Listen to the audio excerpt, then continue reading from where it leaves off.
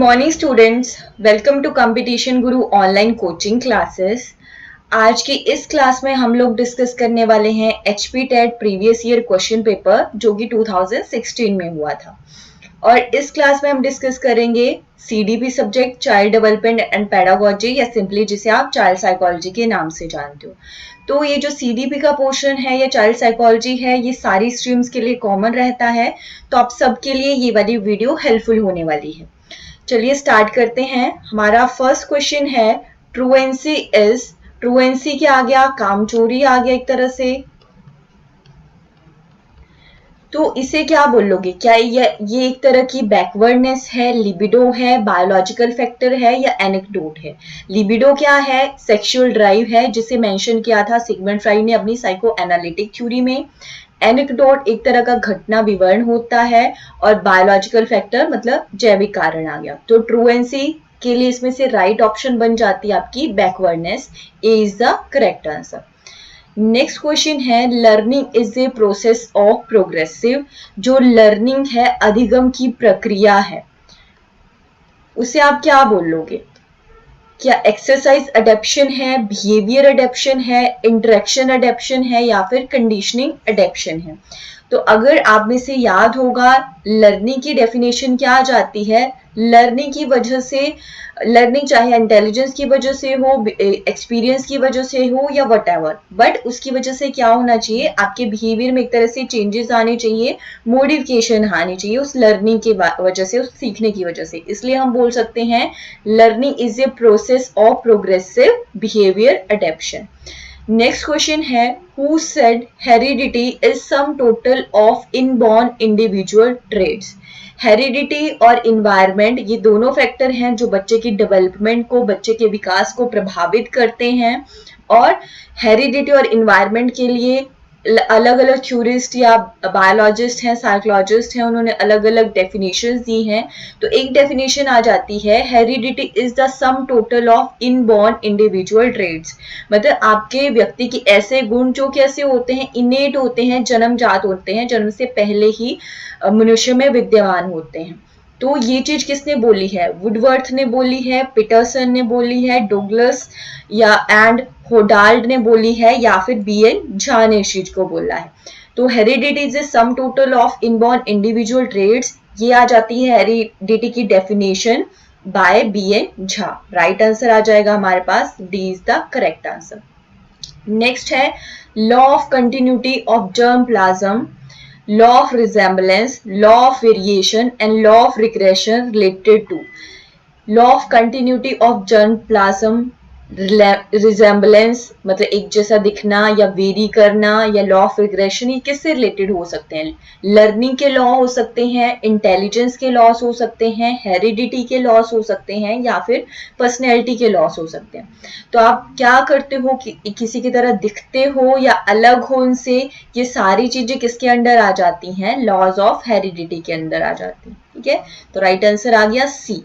Next question है who is the father of project method in teaching.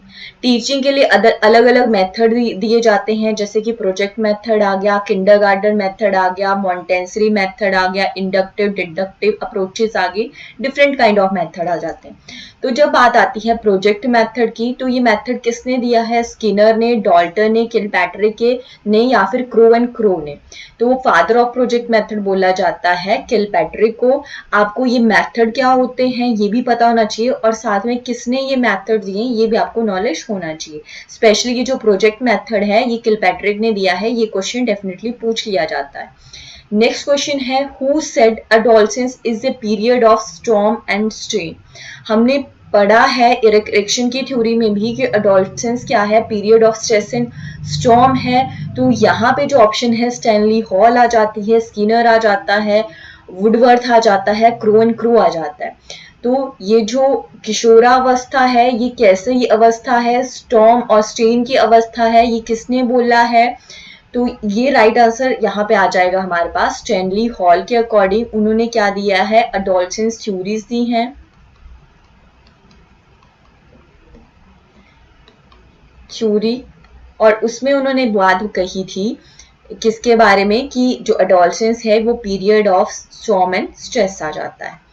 Next question है arousal, expectancy, incentive and punishment are related to, ये किस चीज से related है? Factor accounting for learning, intelligence, personality या फिर motivation. तो जब भी एक्सपेक्टेंसी की बात आती है, अराउजल की बात आती है, किसी टाइप के इंसेंटिव एनकरेजमेंट की बात आती है या पनिशमेंट दंड की बात आती है, तो ये सारी चीजें किससे रिलेटेड होती हैं? मोटिवेशन से। ये सारे ही फैक्टर हमें किसी ना किसी तरह से मोटिवेट करते हैं कुछ काम करने के लिए, चाहे हम डर के लिए कुछ काम करें या हमें कुछ लालच हो उसके लिए कुछ काम कर रहे हो। तो ये फैक्टर किससे रिलेटेड हो जाते हैं? फैक्टर्स अकाउंटिंग फॉर मोटिवेशन, किसी ना किसी तरीके से मोटिवेशन से रिलेटेड है। नेक्स्ट क्वेश्चन है intelligence group factor theory is propounded by. Intelligence group factor theory किसने दी है? ये थ्योरी आ जाती है अकॉर्डिंग टू थर्स्टन, जिसमें उन्होंने डिफरेंट टाइप ऑफ इंटेलिजेंस की बात की है, जैसे कि reasoning, verbal, logical, language, so on. Different type की इंटेलिजेंस की बात करी है थर्स्टन से, और उन्होंने उनकी थ्योरी को बोला जाता है इंटेलिजेंस ग्रुप फैक्टर थ्योरी। ठीक है, जैसे कि बाकी स्पीयरमैन भी हैं, उन्होंने भी टू फैक्टर थ्योरी दी है, बट यहाँ पे क्वेश्चन आपने ध्यान से याद रखना है, सिंपली ये नहीं देखना कि कोई फैक्टर थ्योरी पूछी है, बस आपने ये ध्यान देखना है ग्रुप फैक्टर थ्योरी पूछी है, मल्टी फैक्टर थ्योरी पूछी है, टू फैक्टर थ्योरी पूछी है, तो उसके अकॉर्डिंग आंसर करना है। तो यहाँ पे ग्रुप फैक्टर है तो उसका राइट आंसर हो जाएगा थर्स्टन के अकॉर्डिंग। नेक्स्ट क्वेश्चन है Binet Simon intelligence test is related to. Binet Simon ने इंटेलिजेंस टेस्ट दिया है, वो कौन सा टेस्ट है, किससे रिलेटेड है? Individual verbal test, verbal group test, individual non verbal test या फिर ग्रुप नॉन वर्बल टेस्ट। तो जो बिनेट सीमन का इंटेलिजेंस टेस्ट है वो स्पेशली रिलेटेड होगा आपके इंडिविजुअल से, और कैसा टेस्ट है? वर्बल टेस्ट है। तो राइट आंसर आ जाएगा ई। नेक्स्ट क्वेश्चन है endomorphic, mesoformic, mesomorphic and ectomorphic are related to.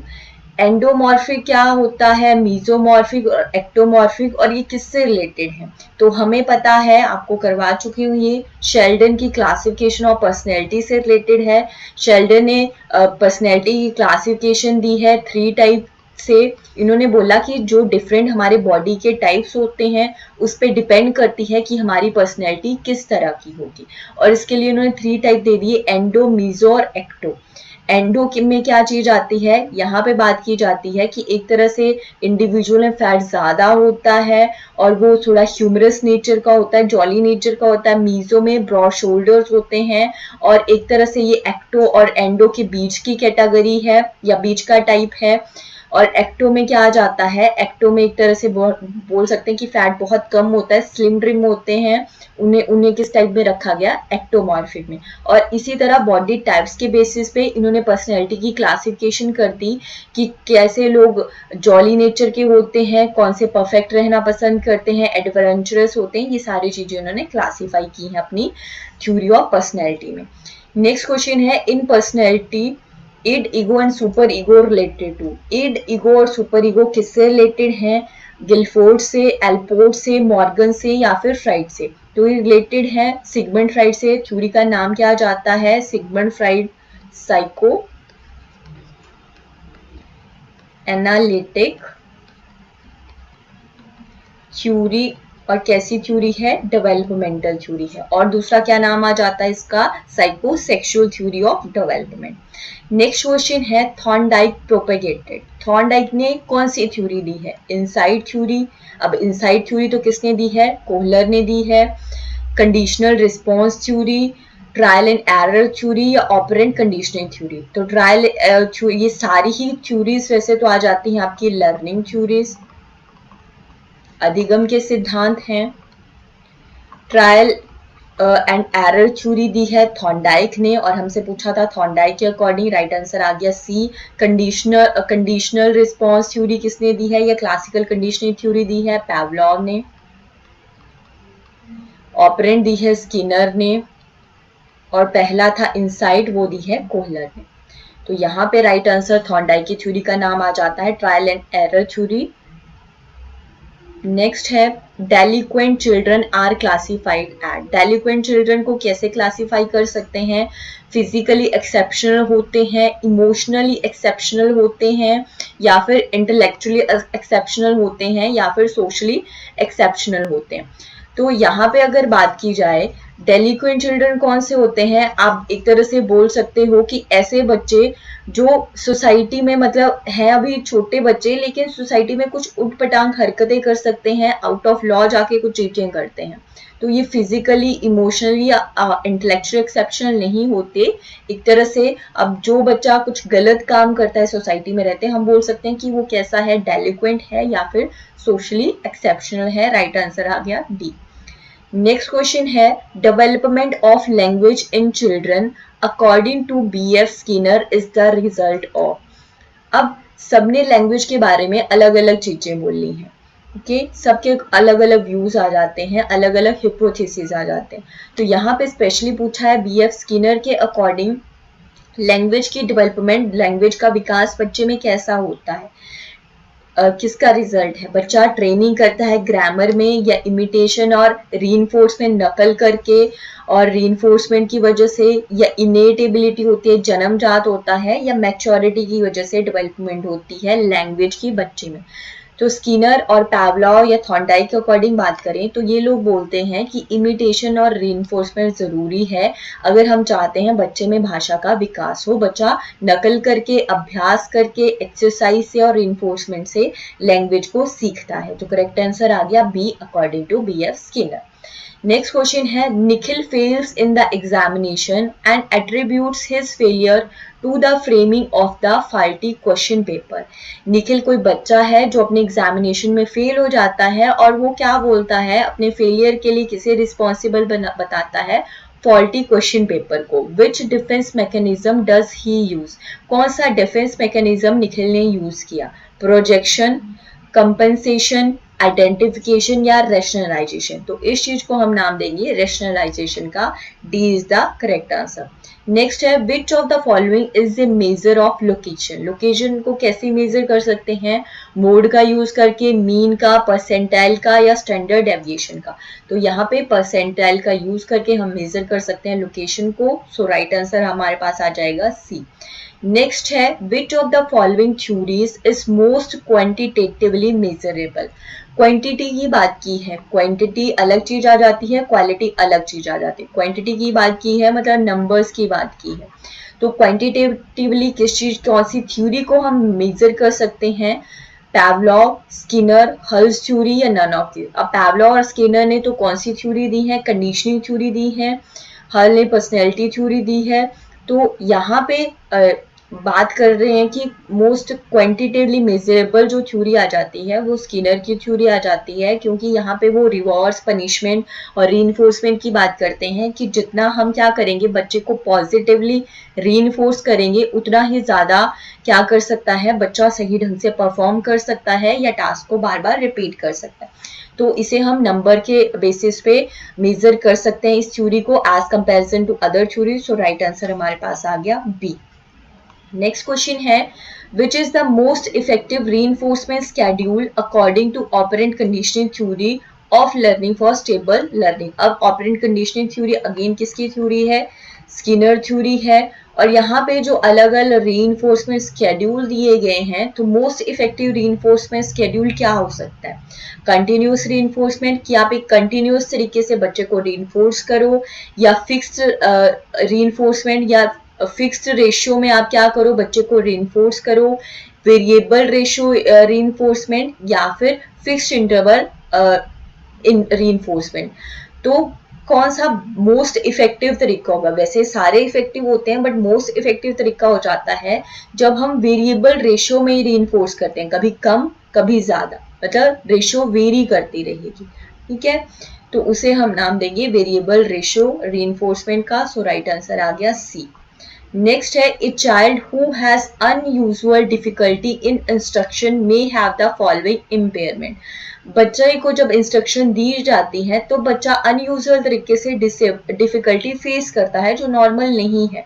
तो बच्चे को कौन सी इम्पेयरमेंट हो सकती है? Intellectual, cerebral palsy, hearing impairment या फिर विजुअल इम्पेयरमेंट। मतलब बच्चों को जो इंस्ट्रक्शन दी जा रही है, बच्चा उन चीजों को सही ढंग से फॉलो नहीं कर पाता, ये समझने में बच्चे को प्रॉब्लम आती है। तो इंटेलेक्चुअल भी हो सकती है, एक तरह से बच्चों का दिमाग सही ढंग से काम ना करता हो। सेरिब्रल में तो आ जाता है ब्रेन और हमारी जो बॉडी है उसके बीच में सही कोऑर्डिनेशन नहीं हो। हियरिंग इम्पेयरमेंट, सुन नहीं सकता है बच्चा अच्छे ढंग से, या फिर विजुअल देख नहीं सकता है। तो सेरिब्रल और विजुअल होगा नहीं। तो उसके अलावा यहाँ पे बोला है अनयूजुअल डिफिकल्टी है इन इंस्ट्रक्शन। तो इंटेलेक्चुअल में एक तरह से हम बोल सकते हैं कि बच्चे की जो लर्निंग डिसेबिलिटी है या डेवलपमेंटल डिसेबिलिटियां आ जाती हैं, तो यहाँ पे राइट आंसर उस बेसिस पे आ जाता है हमारा हियरिंग इम्पेयरमेंट, क्योंकि अनयूजुअल डिफिकल्टी है। मतलब बच्चे को जब इंस्ट्रक्शन दी जाती है, बच्चा एक अलग ढंग से बिहेव करता है, उसे शायद समझ नहीं आता। समझ नहीं आता इसका वन ऑफ रीजन हो सकता है बच्चा सुन ही नहीं पा रहा है क्लियर ढंग से। ठीक है, हो सकता है बच्चे को माइल्ड हियरिंग डिसअपेयरमेंट हो, या फिर सीवियर हो, या फिर प्रोफाउंड इम्पेयरमेंट। ठीक है, नेक्स्ट क्वेश्चन है perception, retention, recall and recognization related to. Perception, perceive करते हो जब आप चीज को, फिर उसे रिटेंड करते हो, बिठा लेते हो दिमाग में, देन रिकॉल करते हो जब आपको जरूरत पड़ती है, या रिकॉग्नाइज करते हो। ये चीजें किससे रिलेटेड है? तो ये सारी चीजें रिलेटेड होती हैं मेमोरी से। सो राइट आंसर आ जाएगा मेमोरी लेवल लर्निंग है। पहले किसी भी चीज को क्या किया जाता है? लर्न किया जाता है, परसीव किया जाता है, रिटेंड किया जाता है, रिकॉल किया जाता है, देन रिकॉग्नाइज किया जाता है। नेक्स्ट क्वेश्चन है रीजनिंग इज। रीजनिंग क्या है? एक इंडक्टिव थिंकिंग है in which previous experiences organised और combined in new ways to solve a problem. Productive thinking है, डिडक्टिव थिंकिंग है, या फिर एनालॉजी है।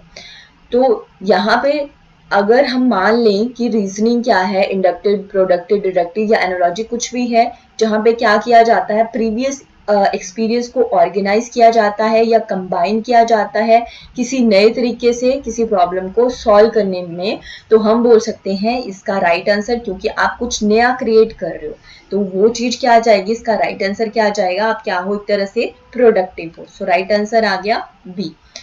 नेक्स्ट है which of the following is not characteristic of childhood period. कौन सी childhood period की characteristic नहीं है, नॉट पूछा है। Stability in physical growth, stability होती है।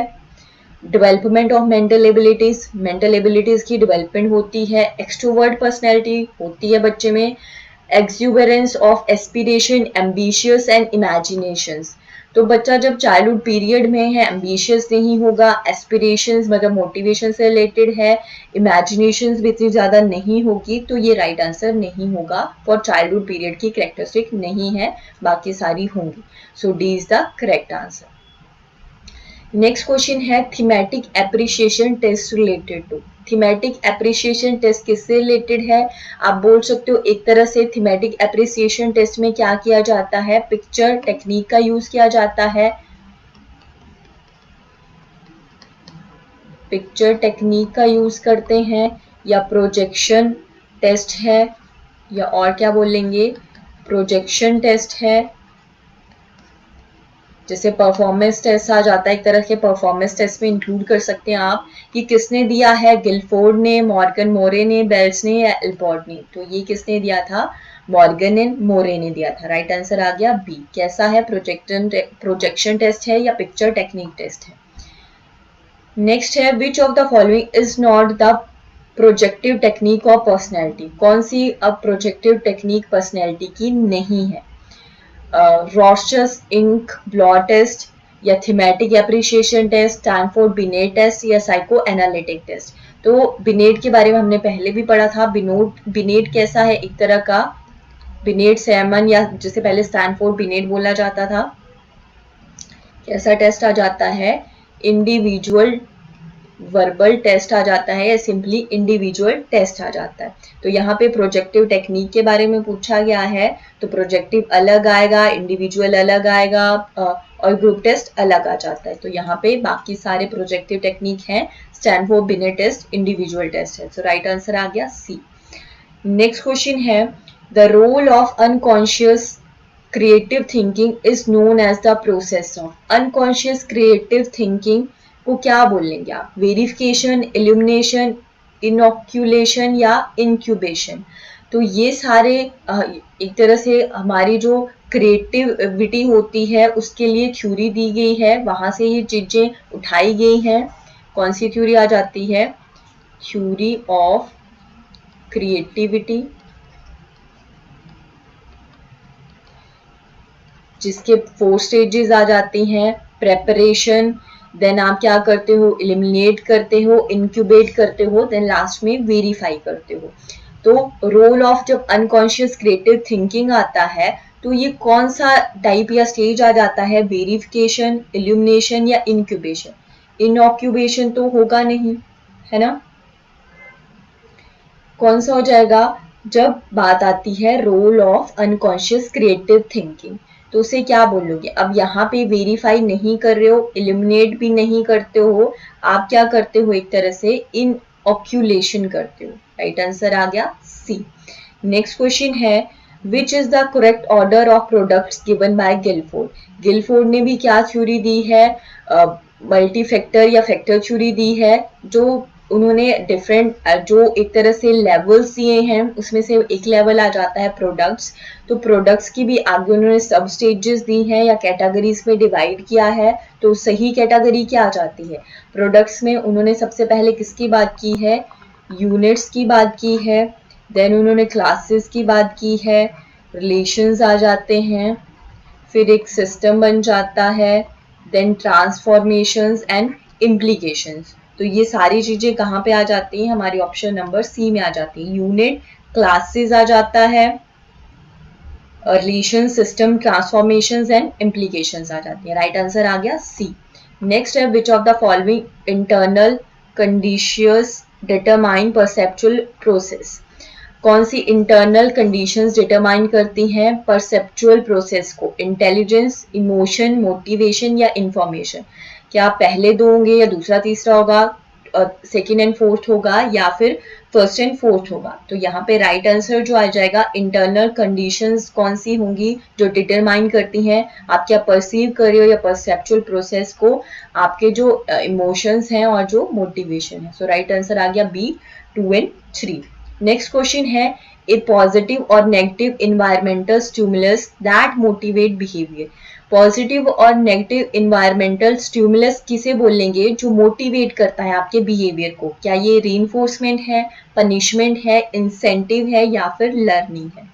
तो पॉजिटिव और नेगेटिव इन्वायरमेंट स्टिमुलस क्या हो सकता है? रीइंफोर्समेंट हो सकती है ना? वही तो मोटिवेट करती है आपके बिहेवियर को। अगर आपको पॉजिटिव तरीके से रीइंफोर्स किया जाएगा तो आप क्या करोगे? बार बार उस चीज को रिपीट करोगे। और अगर नेगेटिव तरीके से करोगे तो बच्चा क्या करेगा? हो सकता है बच्चे का वो बिहेवियर टोटली डाई आउट हो जाए। हमने स्किनर थ्योरी में ये अच्छे से पढ़ा है, ऑपरेंट कंडीशनिंग थ्योरी। तो राइट आंसर आ गया ए, reinforcement is a positive or negative environment stimulus that motivates behavior. Next question है, learning is knowledge acquisition through cognitive processing of information. Who among of the following holds this view? Learning की definition दी गई है कि learning क्या है? इस knowledge acquisition, आप क्या करते हो लर्निंग में? नॉलेज को एक्वायर करते हो, कैसे? Through cognitive processing of information. Cognitive मतलब किससे रिलेटेड है? मेंटल प्रोसेस आ गया। ठीक है, किसने बोली है ये चीज? डोलार्ड या और मिलर ने बोली है, एडवर्ड ने बोली है, एल्बर्ट बंडूरा ने बोली है या मिशेल पॉसनर ने बोली है? तो ये चीज आ जाती है एल्बर्ट बंडूरा के according. C is the correct answer. Last question है, which of the following assumptions regarding cognitive development did पियाजे सजेस्ट? पियाजे के अकॉर्डिंग आपको बताना है कि कौन सी अजम्पशन सही है कोग्निटिव डेवलपमेंट के बारे में। एम्पिरिसिस्ट पियाजे क्या है? मतलब आप बोल सकते हो कि वो एम्पिरिसिस्ट हैं, अनुभववादी हैं, इनेटिटिस्ट है। एक तरह से बोलते हैं कि बच्चे में जो एबिलिटीज होती हैं या बच्चे की जो कोग्निटिव डेवलपमेंट है वो जन्मजात है, पहले से प्रेजेंट है। इन्वायरमेंटलिस्ट है, पर्यावरणवादी है या नन ऑफ दिस? तो अगर पियाजे की बात करें, पियाजे ने कौन सी मोस्ट फेमस थ्योरी आ जाती है उनकी? कोग्निटिव डेवलपमेंट थ्योरी,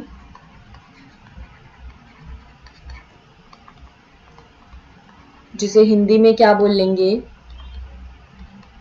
संज्ञानात्मक विकास का सिद्धांत, जिसमें उन्होंने 4 स्टेजेस की बात की है और डिफरेंट फैक्टर्स दिए थे जो क्या करते हैं बच्चे की डेवलपमेंट को या लर्निंग को अफेक्ट करते हैं। कौन कौन से वो आ जाते हैं फैक्टर्स? एक तो आ जाता है maturation and heredity, social interaction, experience and equilibration. तो उन फैक्टर के अकॉर्डिंग देखें तो रिगार्डिंग कोग्निटिव डेवलपमेंट डिड पियाजे ने क्या सजेस्ट किया है? उन्होंने बोला था कि बच्चा क्या करता है, खुद से नॉलेज को कंस्ट्रक्ट करता है अगर हम उसे वो मौका दे एक्सप्लोर करने का एनवायरनमेंट को। और बच्चे में एबिलिटीज पहले से प्रेजेंट होती हैं, बट सारी नहीं, कुछ एबिलिटीज होती हैं प्रेजेंट। ठीक है, तो यहाँ से अब 2 आंसर निकल के आ सकते हैं कि बच्चा अनुभव से भी सीखता है या मैच्योरिटी जिसमें आ जाता है, और हेरिडिटिकल भी होता है, इनेटेड टेस्ट होता है, मतलब पहले से प्रेजेंट होता है एक तरह से। तो ए भी आंसर हो सकता है, बी भी आपको करेक्ट ज्यादा सही जो लगता है वो चूज करना है तो ज्यादा सही हम बोल सकते हैं, क्योंकि उन्होंने मैच्योरेशन और हेरिडिटी फैक्टर को ज्यादा इंपॉर्टेंस दी है। मैच्योरिटी और दूसरा आ जाता है जीन्स या हेरिडिटी को ज्यादा इंपॉर्टेंस दी है। फिर उसके बाद वो बोलते हैं कि बच्चे में वो एबिलिटी है कि बच्चा खुद से कंस्ट्रक्ट करता है नॉलेज को, तो हम बोल सकते हैं इसका राइट आंसर आ जाएगा innated test, B is the correct answer. ठीक है, ठीक है, आज के लिए लास्ट क्वेश्चन था। आपको जो लगता है कि कुछ टॉपिक नए हैं, आपको पहले से नहीं आते हैं, तो आप हमारे यूट्यूब चैनल पे सीडीबी की वीडियोस देख सकते हो, वहां से बहुत सारे आपको टॉपिक मिल जाएंगे। आप एक बार उनको कर लोगे तो ऐसे क्वेश्चन सॉल्व करना आपके लिए इजी हो जाएगा। So that's all for today. Thank you for watching.